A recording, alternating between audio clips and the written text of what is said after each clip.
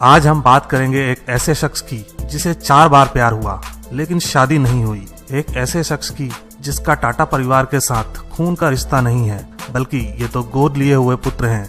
एक ऐसे शख्स की जिसने अपने राज में टाटा को शिखर पर पहुंचा दिया। जी हाँ, हम बात कर रहे हैं रतन टाटा की। आइए डिटेल में जानते हैं इनकी जिंदगी को। चलिए शुरू करते हैं। टाटा ग्रुप के अंडर 100 कंपनी आती हैं। टाटा की चाय से लेकर 5 स्टार होटल तक, सुई से लेकर स्टील तक, लखटकिया नैनो कार से लेकर हवाई जहाज तक सब कुछ मिलता है। रतन टाटा का जन्म 28 दिसंबर 1937 को भारत के सूरत शहर में पिता नवल, जो कि रतन जी टाटा द्वारा गोद लिया हुआ बेटा है, और माता सोनू के घर हुआ था। रतन टाटा का धर्म पारसी है। जब रतन टाटा 10 साल के थे तो इनके माता पिता अलग हो गए थे। तब जमशेद जी के बेटे रतन जी टाटा की पत्नी नवाज बाई, जो कि रतन टाटा की दादी थी, इन्होंने इन्हें गोद ले लिया था और पालन पोषण किया। रतन टाटा ने अपनी शुरुआती पढ़ाई मुंबई और शिमला से पूरी की। फिर वास्तुकला में BS की पढ़ाई को पूरा करने के लिए सन 1962 में कॉर्नेल यूनिवर्सिटी चले गए। फिर 1975 में हार्वर्ड बिजनेस स्कूल से एडवांस मैनेजमेंट प्रोग्राम की पढ़ाई पूरी की। रतन टाटा को एक तो पालतू जानवरों से प्यार है, दूसरा उन्हें प्लेन उड़ाना पसंद है। उनके पास लाइसेंस भी है। रतन टाटा का कर्मचारियों से प्यार काबिले तारीफ है। टाटा में नौकरी करना सरकारी नौकरी से कम नहीं है। रतन टाटा नए स्टार्टअप में भी इन्वेस्ट करते हैं, जैसे ओला में, पेटीएम में इत्यादि। रतन टाटा ने IBM की नौकरी ठुकराकर टाटा ग्रुप के साथ अपने कैरियर की शुरुआत 1961 में as a Tata steel employee की थी, लेकिन 1991 आते आते वो टाटा ग्रुप के अध्यक्ष बन गए। 2012 में जाकर रिटायर हुए। रतन टाटा ने अपने 21 साल के राज में कंपनी को शिखर तक पहुंचा दिया। कंपनी की वैल्यू 50 गुना बढ़ा दी। वो फैसले लेते गए और उन्हें सही साबित करते गए।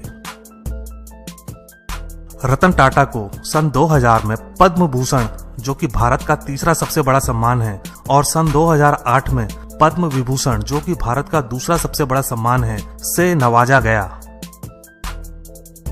सन 2008 में 26/11 के दिन आतंकवादियों ने मुंबई के ताज होटल पर हमला किया था। इस होटल में जितने भी लोग घायल हुए थे उन सबका इलाज टाटा ने ही कराया था।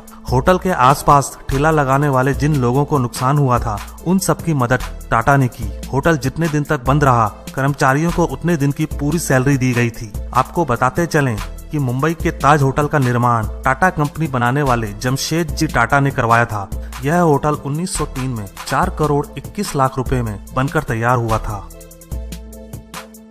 बात सन 1999 की है। इंडिका को लॉन्च हुए 1 साल ही हुआ था। रतन टाटा फोर्ड के हेडक्वार्टर डेट्रॉयट गए थे, उनको कहने के लिए कि मेरी जो टाटा मोटर्स पैसेंजर व्हीकल है चल नहीं रही है, मैं चाहता हूं आप इसको खरीद लो। उस दिन बिल फोर्ड ने उनकी बड़ी बेइज्जती की थी। उस दिन उन्होंने कहा था, तुम पर बहुत बड़ा एहसान कर रहे हैं ये टाटा मोटर्स पैसेंजर व्हीकल खरीदकर। जब गाड़ी बनानी नहीं आती तो धंधे में आए क्यों थे। जैसे ही बिल फोर्ड ने ये बात कही, रतन टाटा को ये बात चुभ गई। रातों रात पूरी टीम को लेकर डेट्रॉयट से मुंबई आ गए और डील कैंसिल कर दी।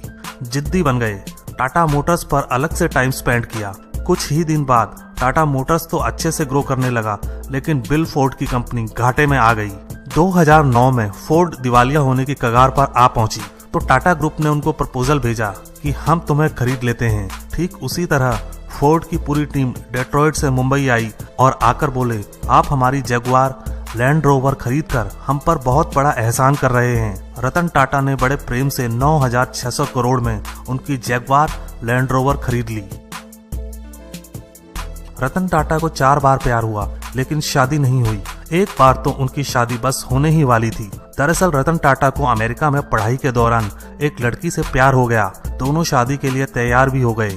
रतन की दादी की तबीयत खराब होने की वजह से रतन तो भारत आ गए, लेकिन भारत चीन युद्ध से उनकी प्रेमिका बहुत डर गई और भारत नहीं आई। और कुछ दिनों बाद उनकी प्रेमिका ने अमेरिका में ही किसी और से शादी कर ली। टाटा कंपनी के फाउंडर जमशेद जी टाटा को छोड़कर पहले 5 चेयरमैन में से किसी का कोई वारिस नहीं था, मतलब औलाद नहीं थी।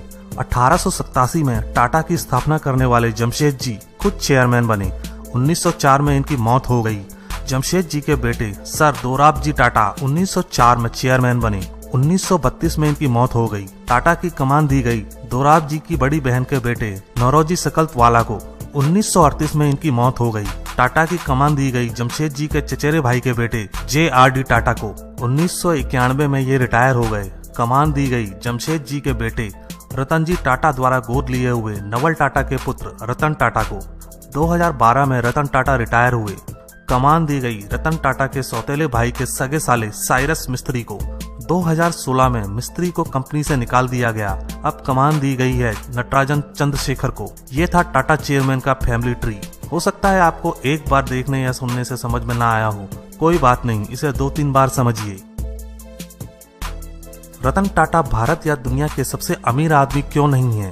यही सवाल एक रिपोर्टर ने भी पूछा था। जवाब मिला, वो व्यापारी हैं और मैं उद्योगपति। बात करते हैं अंबानी परिवार की। ये एक परिवार द्वारा चलाया गया बिजनेस है, बल्कि टाटा सन्स को टाटा ट्रस्ट द्वारा चलाया जाता है। सभी जानते हैं कि ट्रस्ट में किसी एक आदमी की हिस्सेदारी नहीं होती। टाटा की कमाई का 66% हिस्सा इसी ट्रस्ट में जाता है। रतन टाटा के रिटायरमेंट के बाद टाटा सन्स को तय करना पड़ा कि नया चेयरमैन कौन बनाया जाए, जबकि अंबानी का तो अपने बिजनेस पर मालिकाना हक है। उनका बिजनेस या तो बेटे या बेटी के हाथ में ही जाएगा। अकेले आदमी की कंपनी ना होने की वजह से रतन टाटा सबसे अमीर आदमी नहीं है। हमारा सलाम है एक ऐसे सच्चे भारतीय को।